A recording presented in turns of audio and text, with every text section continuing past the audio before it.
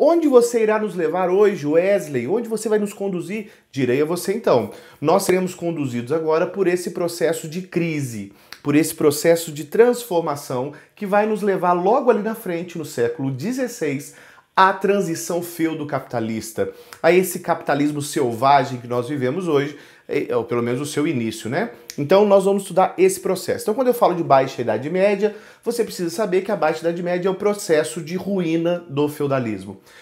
Então fica fácil a gente entender. Ou seja, se no feudalismo eu tinha fragmentação política, economia de subsistência, se no feudalismo eu tinha fragmentação territorial, nesse momento eu caminho na Baixa Idade Média, ok? Eu vou caminhar para a Baixa Idade Média para o processo de desconstrução de tudo isso que nós vimos lá no feudalismo.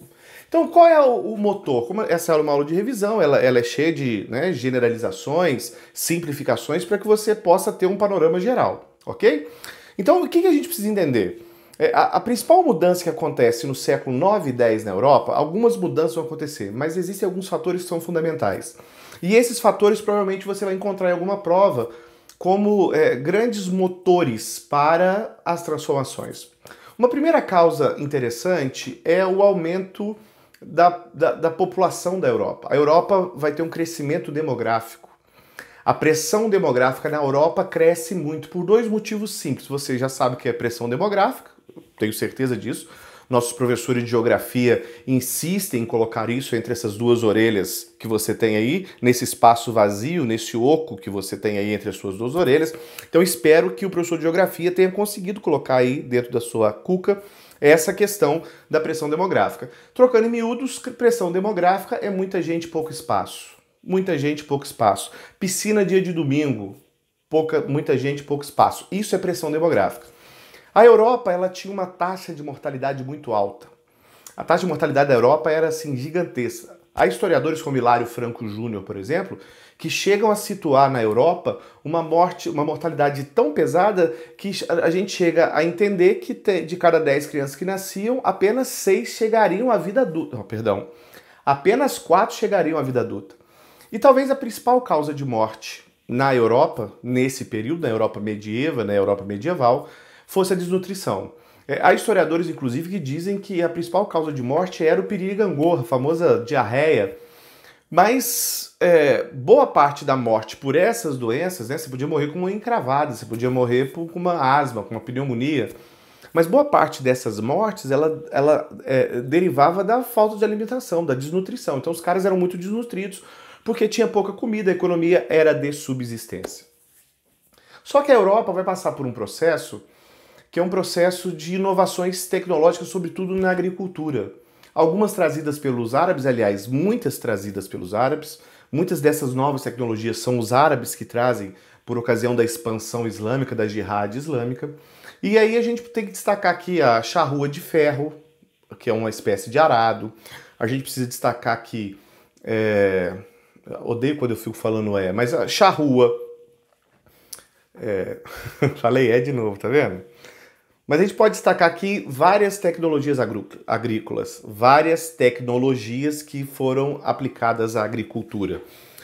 Rotação trienal de culturas, ferraduras, a implantação de ferraduras, carroça de 4 rodas, temos ainda a própria charrua, moinho d'água, moinho de vento, ou seja, todas essas tecnologias, quando aplicadas na agricultura, vão sem dúvida nenhuma produzir muito mais comida, muito mais alimento. Essa produção de comida e alimento leva, em boa parte, as pessoas a desenvolverem uma vida mais longeva. A natalidade não diminui e a mortalidade sim.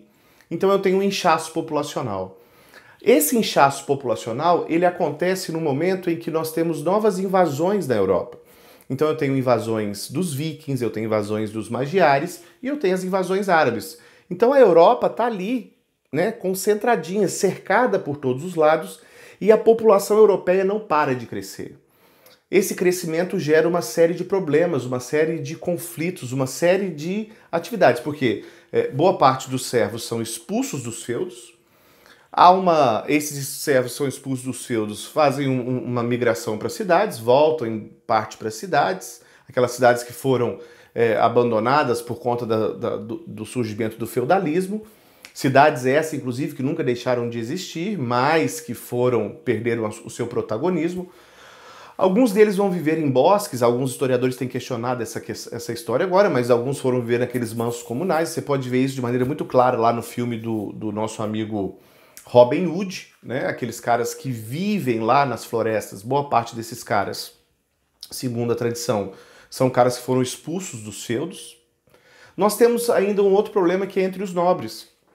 Surge na Europa uma massa de nobres despossuídos, uma massa de nobres que não tinha terra, que eram despropriados, porque normalmente quem herdava a terra era o primogênito, e o primogênito não queria os seus irmãos ali próximos, porque provavelmente ele seria assassinado, ou havia uma tentativa de assassinato. Então os nobres não tinham outra alternativa a não ser se tornar clérigos, fazer parte do clero, ou então virar cavaleiros errantes, mercenários, que viviam de justas, que viviam de saques, que viviam de vender os seus serviços. Começa a haver uma série de conflitos entre os nobres da Europa, algumas invasões de feudos, e chega um momento em que a própria igreja começa a ficar saqueada. Você sabe que a igreja tinha fazendas, a igreja tinha feudos, a igreja tinha territórios, e esses territórios da igreja também começam a ser saqueados. Essa violência chega a tal ponto que nesse período aqui, a igreja chega a criar momentos de paz, momentos de trégua. A igreja força momentos de paz, momentos de trégua, chamados de paz de Deus ou trégua de Deus, que eram períodos do ano ou dias da semana em que eram regulados para que não pudesse haver conflitos, porque o conflito se agigantava. Então eu tenho, cara, aqui uma Europa que está numa convulsão social. Eu tenho uma Europa que vive tempos difíceis.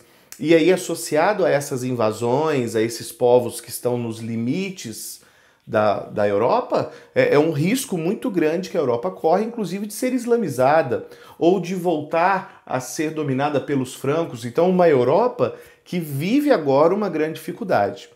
Existe, então, uma instituição que é a instituição que une essa galera na Europa. É uma instituição que tem os resquícios, que está permeada em todas as unidades, em todos os feudos, que é a igreja.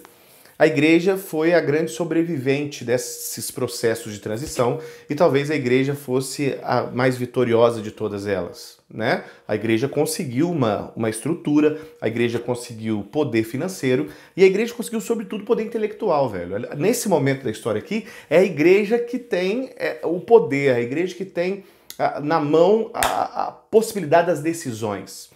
Então esse é um momento decisivo. Associado a isso, nós vamos ter um acontecimento no Oriente que é a presença ou a troca de poder ou a conquista de Jerusalém por uma tribo muçulmana que, de certa maneira, começa a dificultar o acesso dos peregrinos cristãos que iam até Jerusalém. Então há uma dificuldade, há um processo de não proibição total e completa, mas há uma exigência de alguns fatores, dentre eles de que os costumes muçulmanos fossem respeitados em Jerusalém. Chega então na Europa notícias de que alguns dos peregrinos que foram até Jerusalém ou foram impedidos de adentrar a cidade de Jerusalém, que é uma cidade sagrada para muçulmanos, cristãos e judeus. Você sabe que é um centro religioso que é alvo de disputa até hoje, porque lá é um centro religioso que tem símbolos religiosos para as três grandes religiões monoteístas, islamismo, cristianismo e judaísmo. Então tá lá esse caldeirão cultural que é Jerusalém. E essa notícia chega na Europa. Quando essa notícia chega na Europa, o Papa, que é o Papa, ele já é bem veteraninho, já está bem, né, na tábua da beirada, já fazendo uma hora extra naquele tempo, ele enxerga nessa possibilidade, nesse momento, uma possibilidade de resolver esse problema, uma possibilidade de fazer uma campanha no sentido de propagação de uma ideia e campanha no sentido também de reunir recursos para um objetivo. Nesse momento aqui, em 1095 mais ou menos, a cidade de Constantinopla, que era cristã, você lembra que teve o cisma do Oriente, a gente tem a igreja cristã ortodoxa grega lá no Oriente, que é em Constantinopla, do Império Bizantino, e nós temos do lado de cá a Igreja Católica Apostólica Romana, com sede em Roma.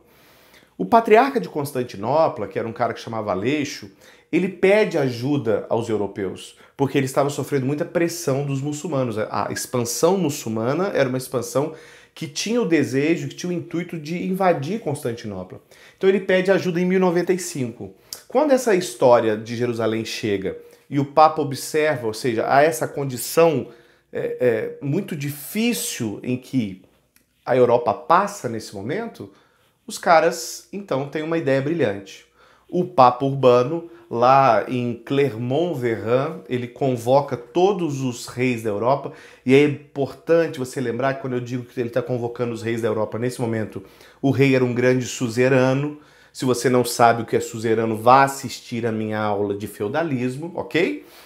Ele chama os grandes suzeranos da Europa, que são os reis da Europa, e ele convoca agora, então faz um discurso inflamado, e nesse discurso inflamado ele convoca as cruzadas. Convoca as cruzadas, e é importante você entender que não existia esse nome cruzada. Esse nome veio depois. Inclusive, quem vai dar o nome de cruzada serão os orientais, serão os caras que vão sofrer as invasões. Porque quando eles chegam, quando os cruzados chegam, eles têm a cruz no peito, a marca da cruz, então aqueles que carregam a cruz, logo eles são os cruzados fazem as cruzadas, saca? Então, essa é a ideia das cruzadas, dos cruzados, aqueles que vão lutar em nome da cruz, aqueles que vão lutar em nome do Senhor Jesus. Então, o Papa Urbano II, ele faz um discurso, é importante que você leia esse discurso, está disponível na internet, então você deveria dar uma olhadinha com muito carinho e ler esse discurso, mas o Papa Urbano então faz um discurso, e nesse discurso ele chama os muçulmanos de infiéis, ele chama os muçulmanos de raça de víboras, ele convoca a ideia de guerra santa, aquela mesma ideia que existia também lá na expansão islâmica, que é a jihad. Então ele convoca, ele traz aqui elementos, quando você lê o discurso do Papa Urbano II, você percebe que ele traz elementos à tona aqui, que são elementos que denotam aos muçulmanos uma culpabilidade, um motivo para persegui-los. É importante a gente entender, essa aula não vai dar para a gente poder fazer isso, eu quero fazer até um post lá no Instagram, inclusive me siga no Instagram, tá bom? Papo Reto ADV, vai lá e me siga lá nas redes sociais. Eu quero fazer uma ideia, como é que foi essa transposição, né? Daquele Deus cristão pacificador, daquele Deus cristão que é Jesus lá da outra face, e como é que esse Deus cristão acabou incorporando aspectos que são aspectos dos germânicos, são aspectos dos povos bárbaros que tinham deuses guerreiros, que tinham prazer na luta, na batalha. Você percebe que esse cristianismo do século XII, né, do século XI, do século XII, quando vão acontecer as cruzadas, já é um cristianismo que tem um Deus guerreiro, né? Um Jesus que pede para que você mate em nome dele. Então você percebe que houve uma transição. Mas eu vou fechar esse parênteses aqui, não é tema da aula. Então o Papa sobe e ele faz uma convocação, ele convoca a galera. Ele faz um discurso inflamado, a galera levanta a mãozinha, diz eu escolho Deus e vamos em nome do Senhor. E aí todos os grupos sociais da Europa se dirigem para as cruzadas. E aí, para ficar mais fácil a sua compreensão e para que esse vídeo não tenha 80 minutos, porque eu sei que você não suporta assistir um vídeo de 80 minutos, eu vou ser bem breve aqui para você entender os motivos e as causas. Tá difícil aqui. Mas para você entender os motivos, as motivações. Então, olha só, eu tenho uma massa de servos que está ferrada, então o pobre, o servo, qual é a motivação principal dele? A motivação principal desse servo, sem dúvida nenhuma, é, em primeiro momento, a salvação, porque há um consenso religioso, é uma sociedade motivada pela religião, então o cara quer ir porque ele acredita que vai alcançar a salvação. Havia, inclusive, no porto de Messina, caras que ficavam o tempo todo dizendo e pregando para os caras que iam embarcar em direção à Terra Santa, a Jerusalém, que matar um muçulmano era pecado, matar um muçulmano era a porta para o céu. Então havia uma promessa, havia uma ideia de que se eu fosse para as cruzadas, eu conseguiria salvação, perdão e etc. Ponto. Segundo motivo é que o Papa entende e dá a ordem de que todo mundo que fosse para as cruzadas teria sua dívida congelada. Então eu tinha uma dívida, você lembra que os servos, eles não eram escravos, mas eles estavam presos à terra muito por conta das dívidas que eles contraíram com os senhores feudais. Nessa hora, então, filho, é a oportunidade que eu tenho para me libertar dessa dívida e ir para o Oriente no sentido de conseguir terra, de conseguir saque, de conseguir riqueza, e se tudo der ruim, eu morro e vou para o céu. Então, os caras que têm aqui, os servos, têm essa intenção, têm essa motivação. Eu tenho nobres que vão em busca de terras e também de riquezas, então eu tenho uma massa de nobreza que vai em busca de conquistar novas terras, novos territórios, em busca de riqueza. Eu tenho os reis, que são esses grandes suzeranos, que são os reis da Europa, que vão em busca de prestígio, em busca de centralização do poder. Eles estão indo em busca... Aqui a gente já começa a desenhar um processo de tentativa de centralização do poder. Então eu tenho muitos desses caras, que são os reis, que vão em busca desse status, dessa busca de ser um líder efetivo, de ser alguém que pudesse ser seguido. Destaco aqui o Ricardo Coração de Leão, por exemplo, que vai participar da Terceira Cruzada, Filipe o Belo, lá da França, o Frederico Barba Ruiva, eu acho que é o nome do cara, esse mesmo, do Sacro Império Romano Germânico. Ou seja, esses caras vão para as cruzadas, Terceira Cruzada é essa, os caras vão para as cruzadas com essa intenção muito clara. A Inglaterra está passando lá por aquele processo, né, da Carta dos Direitos, Bill of Rights, aqueles caras lá, uma série de revoltas. Ou seja, a Inglaterra já está começando a ter essa questão de que os caras querem participação, querem direitos. Então o rei precisa, nesse momento, fortalecer a sua presença, fortalecer a sua influência sobre a galera. E eu tenho a igreja, né, cara? A igreja tá ali porque a igreja quer conquistar Jerusalém, a igreja quer alcançar fiéis no Oriente, ou seja, estancar a evolução do islamismo. E a igreja também quer, nesse momento, de maneira assim, muito perspicaz, aumentar sua influência no Império Bizantino. Desde o cisma do Oriente, a igreja tinha perdido sua influência no Oriente.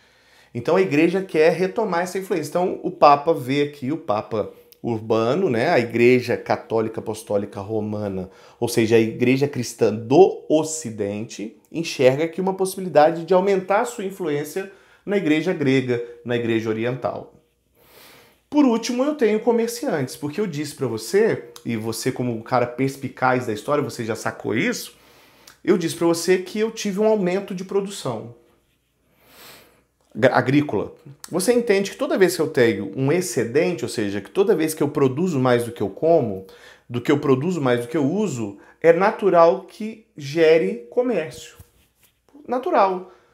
Enquanto eu produzo só o que eu uso, eu não posso vender o que eu estou produzindo, porque eu vou morrer de fome. Eu vou andar nu. Eu vou ficar sem carro. Eu produzo o que eu uso. Quando eu começo a produzir mais do que eu uso, eu tenho um excedente para poder fazer comércio. Então eu tenho aqui também um monte de comerciante que está babando de vontade de abrir rotas comerciais, sobretudo de abrir o mar Mediterrâneo, sobretudo de liberar as rotas comerciais do mar Mediterrâneo para poder trazer os produtos do Oriente aqui. Com certeza as especiarias já têm um papel muito forte, especiarias essas que vai ter um papel fundamental lá no processo de expansão marítimo-comercial, que a gente estuda logo ali, mas eu tenho esses caras, esses comerciantes. Então, percebe que nós falamos aqui de 5 grupos que vai traduzir aqui talvez as motivações. Motivações: salvação e vida eterna, perdão de dívidas ou fuga das dívidas, enriquecimento, busca de terras, abertura do mar Vermelho, tô achando que é Moisés, não é Moisés não.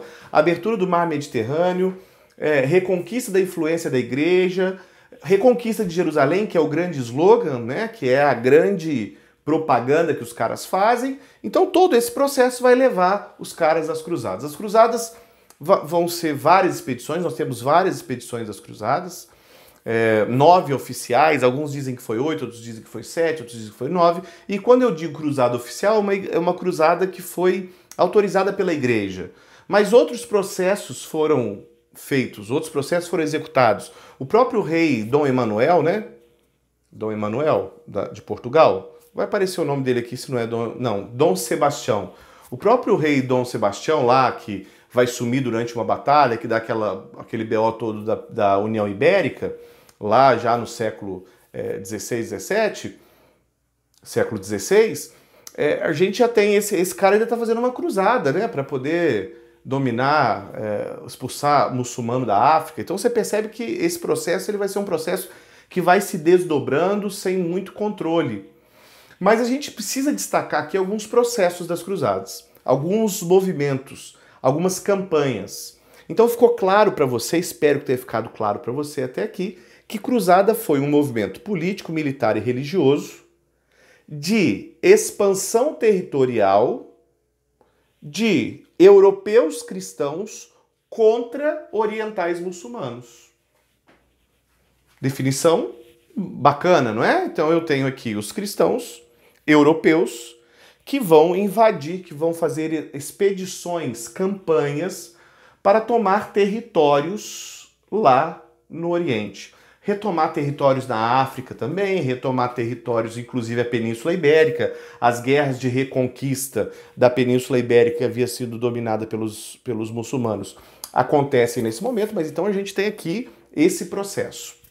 Bacana, suave, tranquilo. Então eu vou destacar aqui para vocês 4 movimentos. Primeiro, a Cruzada dos Mendigos.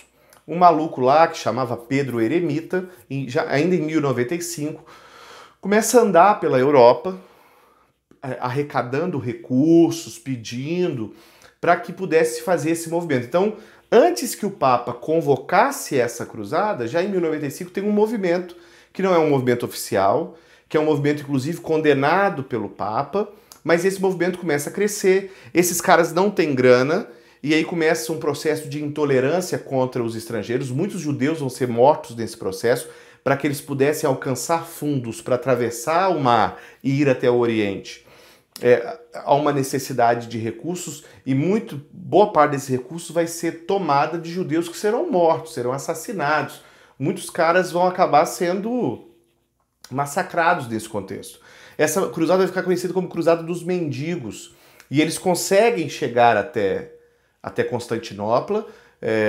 Os caras de Constantinopla não permitem que eles entrem porque eles saqueiam tudo que vem e vão acabar dizimados pelos turcos, dizimados. Ou pelo menos grande parte desse exército vai ser dizimado. Cruzada dos Mendigos. Há uma outra cruzada também em 1212, que é a Cruzada das Crianças, já num processo lá, já depois da Quarta Cruzada, onde se convoca na Europa uma crença de que as crianças têm o coração puro, e se convoca e estima-se que 30 mil crianças embarcaram em navios, muitas morreram de fome, muitas morreram de sede, de doenças, e boa parte delas foi escravizada e vendida como escravos lá no norte da África. Então, essas 2 cruzadas, você pode encontrar elas numa prova para destacar essa questão do fanatismo religioso, essa questão da preocupação, da busca, essa questão muito presente da mistura dos aspectos políticos com os aspectos religiosos e dessa insanidade que tomou conta do coletivo, de onde a gente tira um monte de pessoas sem preparo, que sabiam que iam morrer e ainda assim decidiam ir para o Oriente, lutar por Jerusalém, para morrerem ao fio de espada. Muito bem, essas 2 cruzadas, mas a primeira cruzada oficial acontece em 1096, ela vai durar aí quase 4 anos e ela vai conquistar Jerusalém.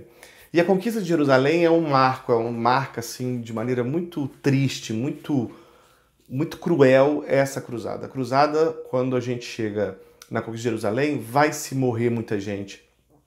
É uma desolação. Os historiadores daquele período, alguns clérigos, né, alguns religiosos que acompanharam a conquista, primeiro de Nicéia, depois as conquistas vão se agigantando, inclusive foi uma surpresa que aquele movimento descoordenado conquistasse tantas cidades, mas quando Jerusalém é conquistada em 1099, os muçulmanos são assassinados, judeus são assassinados.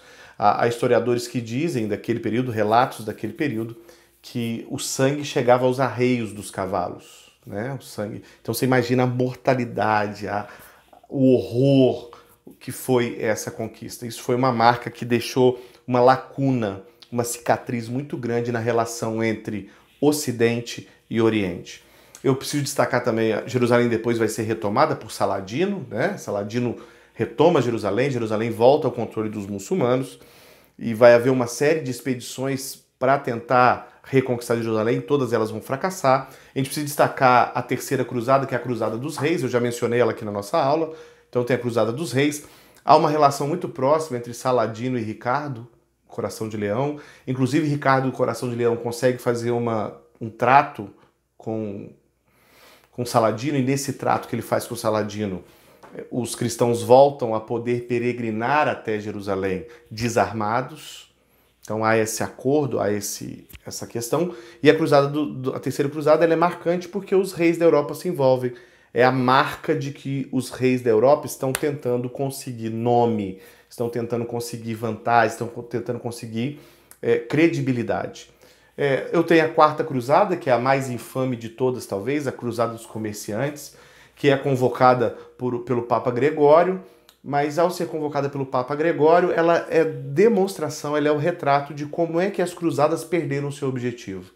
Aquele objetivo primeiro, que era conquistar Jerusalém, que era libertar a Terra Santa, que era garantir a viagem dos peregrinos, aquele objetivo que foi aventado, ele é abandonado, porque a Cruzada dos Comerciantes demonstra que esse objetivo tinha ficado para trás. O Papa Gregório, ele convoca a galera, 2 anos depois os caras aceitam, porque a quarta cruzada acontece em 1202, eles aceitam o convite 2 anos depois, e quem vai coordenar essas cruzadas são as cidades italianas, sobretudo Veneza.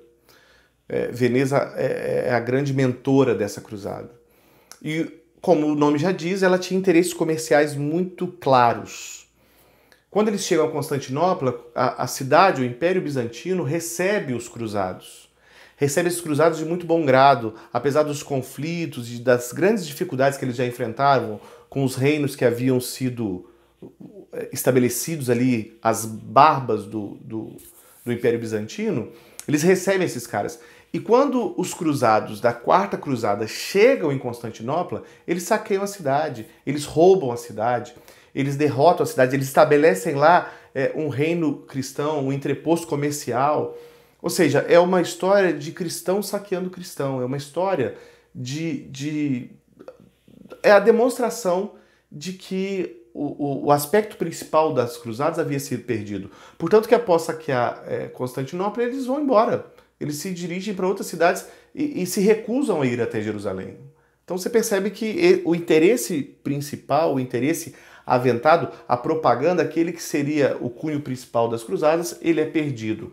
Agora começa um movimento que não tem mais uma coordenação. Que não tem mais não, que nunca teve, né? É o bonde do vai quem quer, é o bonde do vem comigo.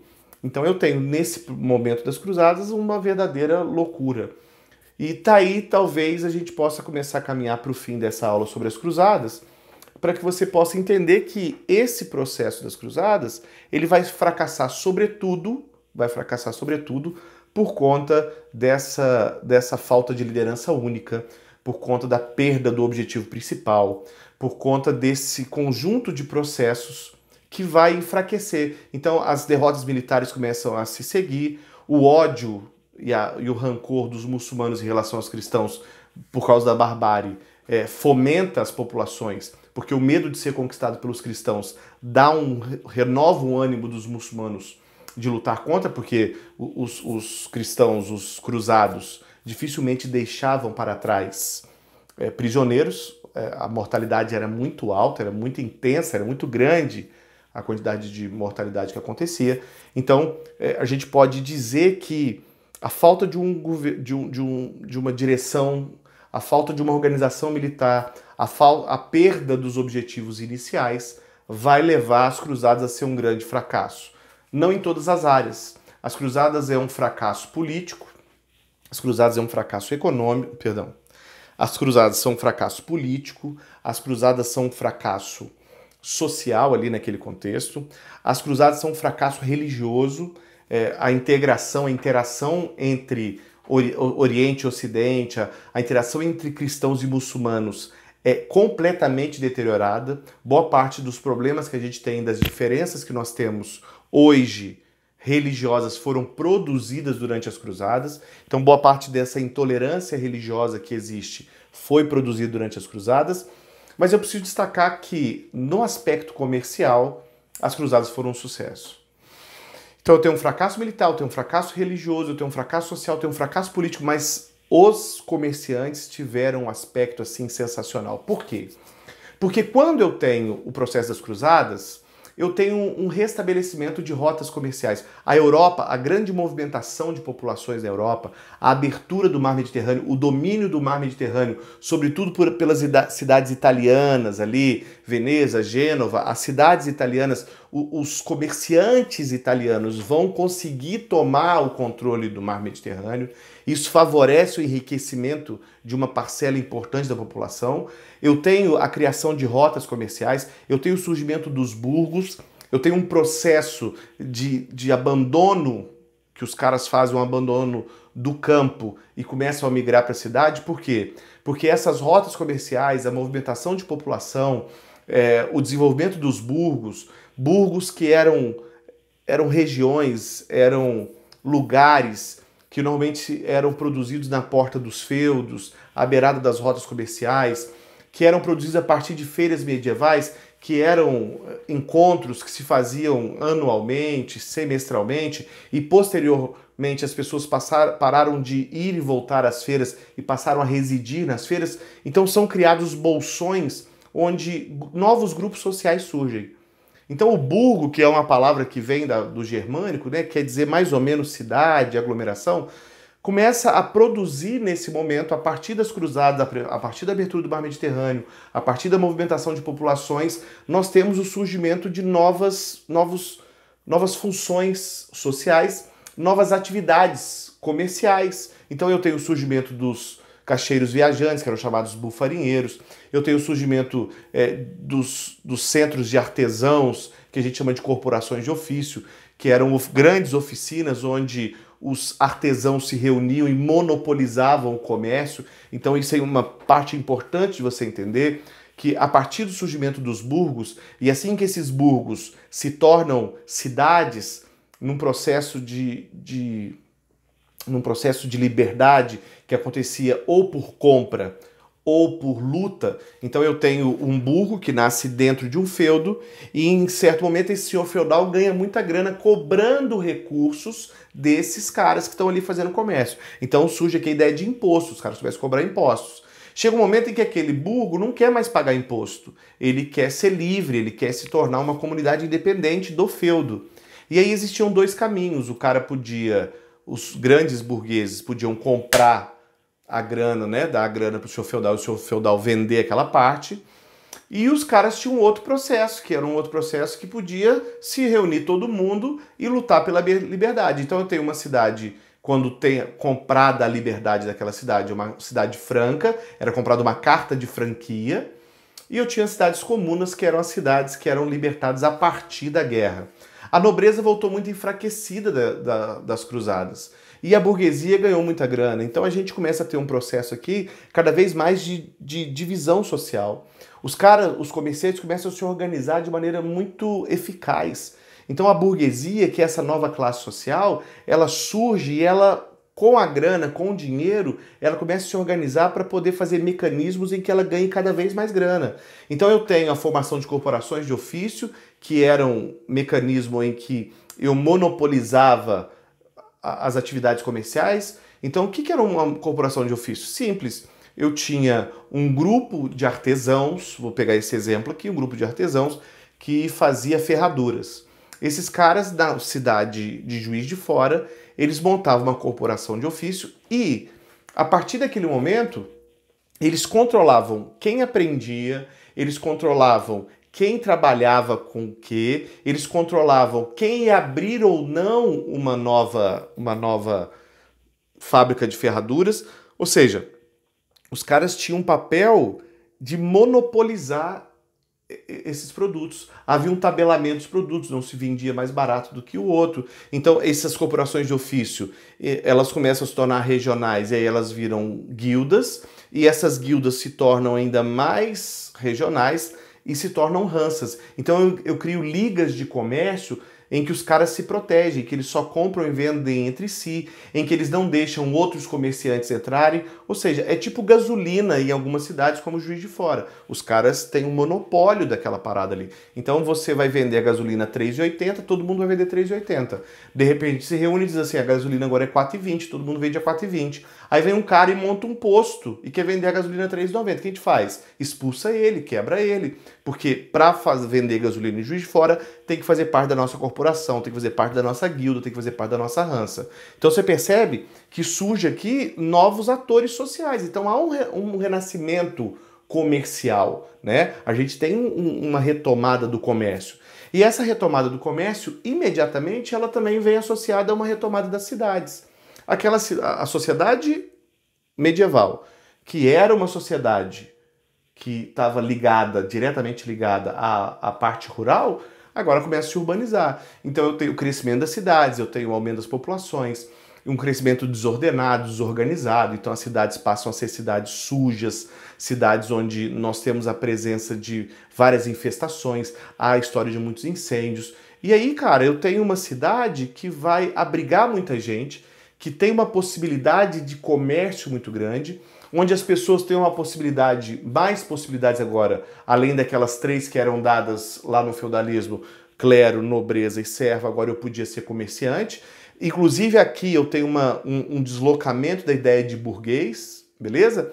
O burguês agora deixa de ser só aquele cara, perdão, eu descolo o burguês aqui no sentido de que eu começo a chamar de burguês nesse momento, nesse estabelecimento que já século XIV, século XIII, século XIV, burguês é o grande comerciante. Então eu tenho o bufarinheiro, eu tenho o cara que trabalha, que vende pão, o padeiro, e agora eu tenho o burguês, o grande burguês. Os caras que realmente têm grana, os caras que fazem o comércio com o Oriente, os cambistas, papel fundamental, né, o cambista, e se você precisa saber, né, para os seus concursos, para as suas provas, o cambista é aquele cara que fazia a troca. Cada cidade tinha uma moeda, velho. E isso dificultava muito o comércio. Então surgem burgueses que fazem esse processo de troca das moedas. Então eu tenho burgueses, que vão ser chamados de cambistas, onde ele recebia todo tipo de moeda das mais variadas cidades e emitia letras de câmbio, que era como se fosse um cheque. Letra de câmbio como se fosse um cheque. E ao emitir aquela letra de câmbio, nas cidades onde ele era conhecido, nas cidades onde os comerciantes o respeitavam, você de posse daquela letra de câmbio, você podia fazer compras sem ter dinheiro, só com aquele documento. Percebe que esses caras são o início daquilo que vai ser o banco um dia, velho. O banco hoje é isso, você bota 5 mil reais no banco aqui, leva um cartãozinho. Eu vou na padaria, apresento o cartão, digito uma senha, o cara me dá o pão. O cara não viu o dinheiro, eu não vi o dinheiro, eu confio que o banco vai pagar ele e ele confia que vai receber do banco. Percebe? É a mesma coisa que acontecia. Eu ia lá no cambista, recebia lá 10 mil Wesleys e trocava 10 mil Wesleys por 3 mil Cris e ia com aquele papelzinho, não levava nem a moeda, aquele papel, e eu tinha a possibilidade de comprar naquela cidade agora. Eu levava lá 10 mil reais, trocava por 2 mil dólares e eu não precisava levar o dólar, eu levava um cartão, cartão não, né? Eu levava um documento, tá ligado? Cambista. Então esse crescimento das cidades, impulsionado pelos burgueses, vai ser como um rastilho de pólvora, velho. Por quê? Porque vai startar aquilo que é um dos temas mais conhecidos da Idade Média, que é a peste negra. Aliás, nesse período de quarentena, né, de coronavírus, muito você deve ter ouvido falar sobre a peste negra, uma doença que assolou a Europa, matou 1/3 da população europeia, alguns falam em 25, outros falam em 70 milhões de pessoas, mas a verdade é que ela nasce lá na Ásia e ela é trazida para a Europa através do quê? Dos barcos, do comércio, do processo de globalização. Então a peste negra ela chega pela Itália, ela chega ali pela Itália, pelos portos genoveses e se espalha rapidamente para a Europa. Vai matar, sim, muita gente. Mata 50% da população, metade da população francesa. Os caras fazem covas coletivas. Muitos acreditavam que era o fim do mundo.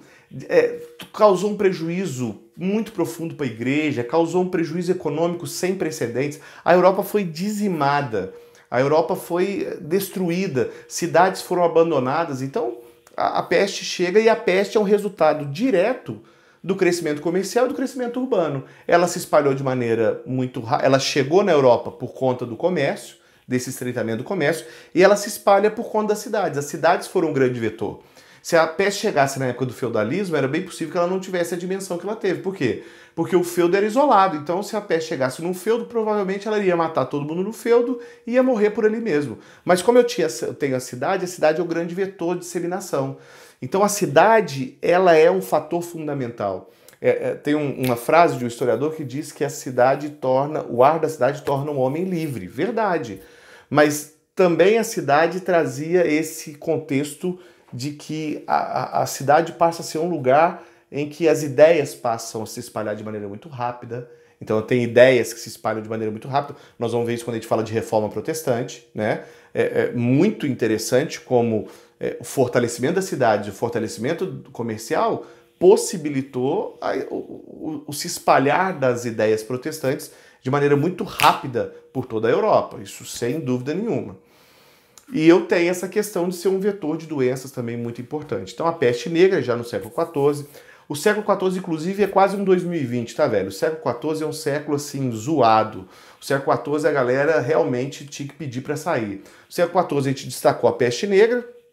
Preciso destacar ainda no século XIV a Guerra dos 100 Anos, uma guerra entre França e Inglaterra, que vai ser uma guerra que vai durar 116 anos. É uma guerra que tem pausas e conflitos, o que move populações, o que dá um problema danado pra galera. Então, tipo assim, os caras ficavam indo de lugar para lugar, ora um território era da França, ora o território da Inglaterra, isso gerava um grande problema. Eu tive também a fome, houve uma fome que é conhecida como fome feudal, uma sequência de anos com muitas chuvas vai prejudicar o fornecimento de alimento, e aí os caras vão ter um problema de fome, vai morrer muita gente de fome. A peste, a fome e a guerra vão levar a uma crise econômica, os senhores feudais e os comerciantes vão tentar aumentar os impostos e aí começa uma série de revoltas, uma série de revoluções, os caras vão queimar, estouram revoltas por toda a Europa, revoltas urbanas e revoltas rurais. E isso vai criar uma necessidade na Europa de um governo forte, de uma centralização do poder para conter essas revoltas, mas isso é tema mais ali para frente. Então o século XIV é um século, não é essa a ordem que eu falei para vocês, ok?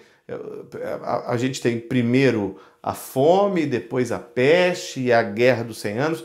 Inclusive você tem que se lembrar da Joana d'Arc, que foi, né, herética naquele período e posteriormente foi consagrada santa. É um tema também que os concursos gostam de passear por eles. Então se fosse você dava uma olhadinha para Joana d'Arc.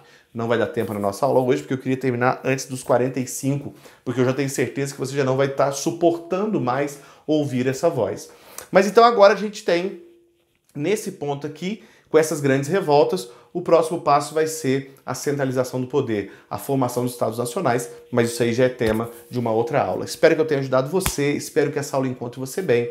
Dá aquele joinha, dá aquele like, compartilha esse vídeo para o nosso canal crescer, porque afinal, você sabe, né? A gente precisa mesmo ganhar um capilé. Um abraço para você, tio Wesley, beijos.